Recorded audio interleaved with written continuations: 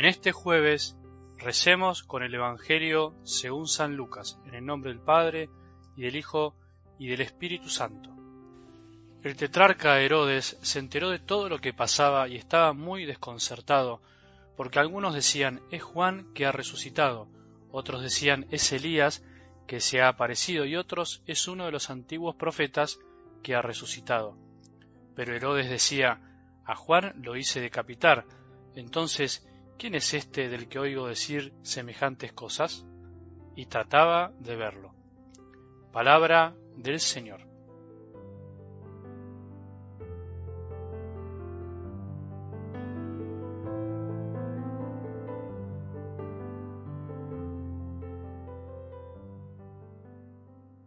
Desear ser el más grande puede resultar algo extraño para algunos, o algo reservado para unos pocos, aquellos que por ahí calificamos de soberbios, que andan por ahí. Sin embargo, ese deseo profundo de ser alguien para los otros, y para nosotros mismos fundamentalmente, o para Dios, es algo que llevamos como impreso de alguna manera en nuestro ADN psicológico, espiritual, intelectual, en nuestra alma. No nos conformamos simplemente con ser uno más del montón, al contrario, nos gusta destacarnos, aportar algo, es natural, digamos así.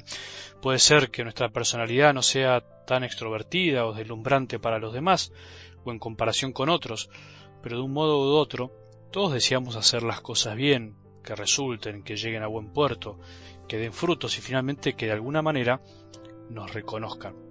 El que dice que no le interesa en absoluto, en lo más mínimo, ser grande o ser alguien, como se dice, en el fondo miente de algún modo, no por maldad, sino porque todavía no se conoce.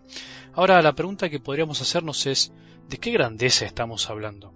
¿Cuál es la grandeza que pretendemos y que a veces nos lleva por malos caminos? ¿Cuál es la grandeza a la cual Jesús se opuso, como para decirles a los discípulos, el que quiera ser el primero debe hacerse el último de todos y el servidor de todos? ¿No es contradictorio?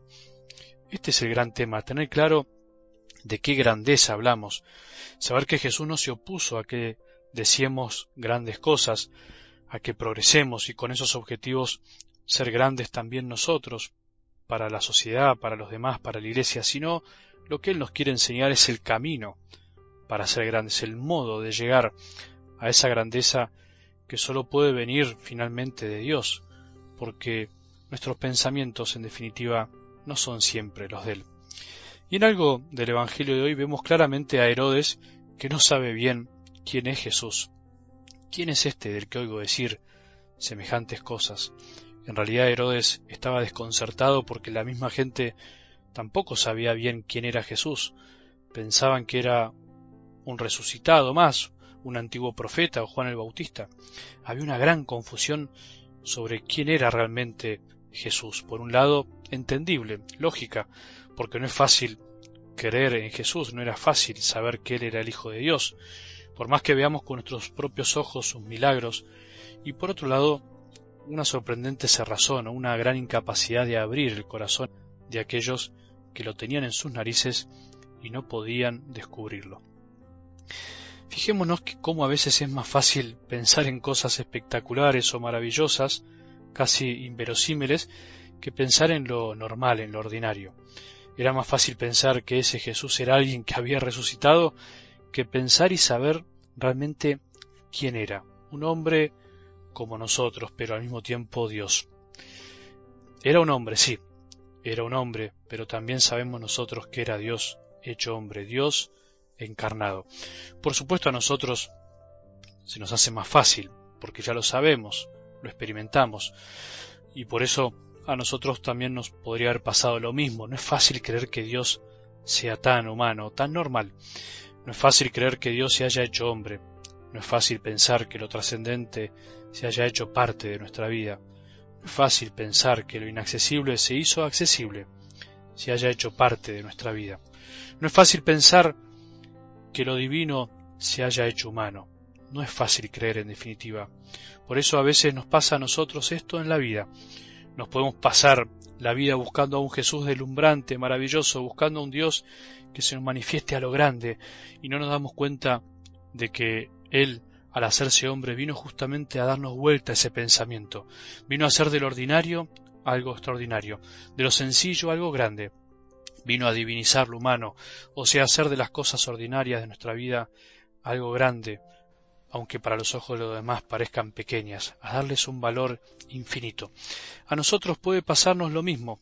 Podemos tener a Jesús al lado, en un enfermo, en un pobre que se acerca a nosotros y que nos cruzamos a veces todos los días, en nuestra madre que nos necesita, en algún enfermo de la familia, en alguien que está solo, en la palabra de Dios que escuchamos todos los días y la tenemos en nuestras manos, en la Eucaristía diaria y dominical, en la posibilidad de recibirla, en la posibilidad de recibir el perdón también en la confesión. En todas esas circunstancias tenemos de algún modo la presencia viva de Jesús. Pero si no somos capaces de verlo, nos pasamos la vida esperando grandes cosas y nos perdemos la oportunidad de encontrarnos con Jesús, a quien tenemos siempre presente de tantas maneras.